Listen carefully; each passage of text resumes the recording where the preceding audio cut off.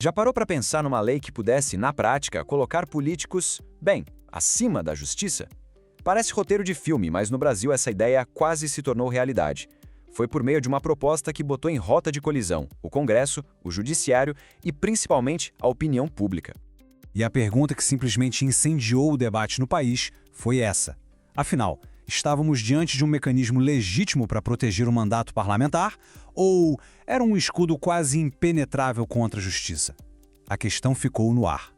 Então, para a gente entender bem essa proposta, é preciso olhar para os dois rostos que ela tinha. De um lado, o nome oficial, todo formal. Do outro, os apelidos que ela ganhou na mídia e nas ruas, que, vamos combinar, revelam a verdadeira polêmica por trás de tudo.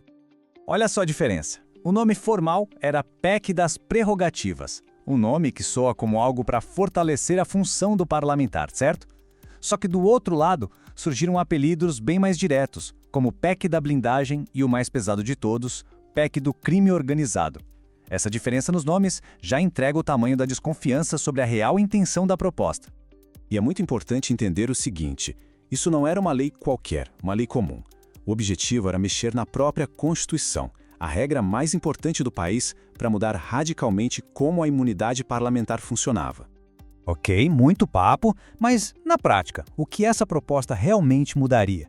Vamos dar uma olhada por dentro, nos detalhes. Aqui dá para notar a inversão total de poder. Hoje funciona assim: o Judiciário inicia um processo e o Congresso pode reagir depois. Com a PEC, o jogo virava. O Congresso precisaria dar uma autorização antes de qualquer coisa acontecer. E o detalhe mais importante, essa autorização seria em voto secreto. Ninguém saberia quem votou a favor ou contra. E não parava por aí, não. As prisões se tornariam algo quase impossível. Sabe por quê? Porque até um flagrante, a prisão no ato, precisaria do aval secreto do Congresso para ser mantida. Mas o ponto que talvez tenha sido o mais chocante era este: a proteção valeria até para presidentes de partidos que nem mandato eleito tinham. Bom, uma proposta tão radical assim, claro que dividiu o país. É fundamental a gente ouvir os dois lados dessa briga. Para quem defendia a PEC, o argumento era de autopreservação, de equilíbrio entre os poderes. A visão era de que o Congresso estava sendo perseguido e por isso precisava de uma ferramenta de defesa, como disse claramente este deputado. O raciocínio era basicamente este: o Supremo Tribunal Federal estaria passando dos limites, usando investigações como uma arma política para intimidar e calar parlamentares.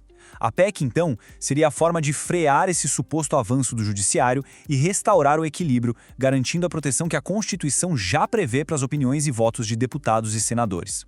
Do outro lado, a reação foi igualmente forte. A percepção não era de defesa da democracia, mas sim de uma porteira aberta para a impunidade. Essa crítica aqui resumiu bem esse sentimento.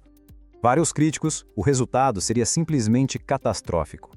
A proposta criaria uma classe de supercidadãos, que estariam, na prática, acima da lei. O grande alerta era: isso poderia transformar a política num refúgio seguro para criminosos, destruindo o que resta da credibilidade das nossas instituições. E, apesar de toda essa polêmica, a proposta não só não parou, como avançou, e avançou forte na Câmara dos Deputados. Só que essa aprovação acabou acendendo um estopim na sociedade. 353. Esse foi o placar. 353 votos a favor da PEC na Câmara.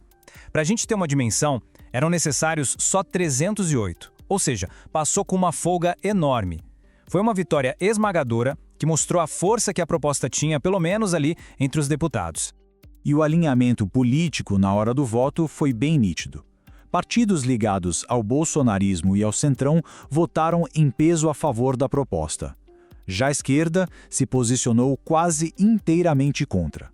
A fratura dentro do Congresso era mais do que evidente. Acontece que talvez o Congresso não contasse com a força da reação popular. Aquela aprovação funcionou como um gatilho, sabe? A pressão das ruas explodiu e ficou claro que a sociedade estava sim de olho e nada feliz com o que tinha acabado de acontecer.